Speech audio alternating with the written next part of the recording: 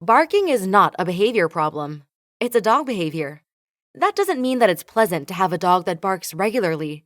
So we're going to give you the tools to teach your pup how to exhibit calm behavior that doesn't include barking. There are 3 reasons that your puppy has decided to bark. They could be over-aroused, it could be out of fear, or out of frustration. The first step to reducing this behavior is recognizing why they are barking. You hold the power to making this change, and you need to make the right decisions on behalf of your dog so they can be successful. Vigilance is extremely important, along with investing the time, food, and energy into teaching your puppy that calmness is a better choice than barking.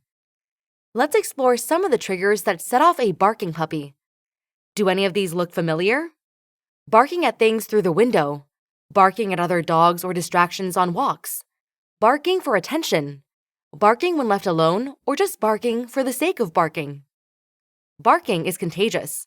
Just like any bad habits that we have, such as biting our nails, barking can become a bad habit for your puppy. The more they do it, the more they default to this behavior for everything. What they practice, they become. The good news is that it works both ways. The goal is to teach them the habit of calmness. One emotion that never leads to barking is calmness.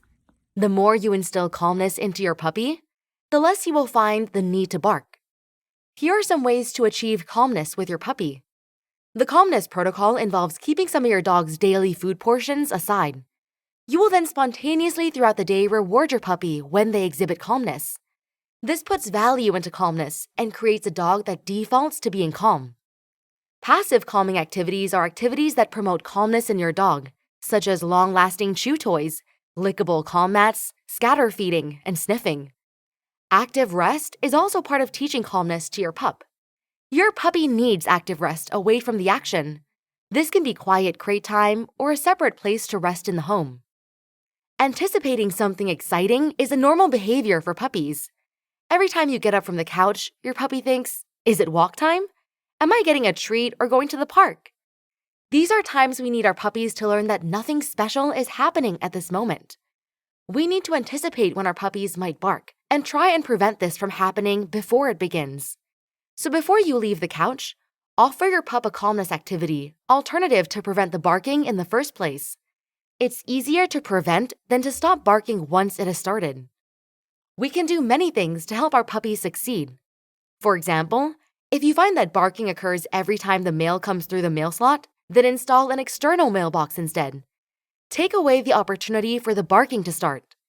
Here are a few examples of things you do proactively to prevent your puppy from feeling the need to bark.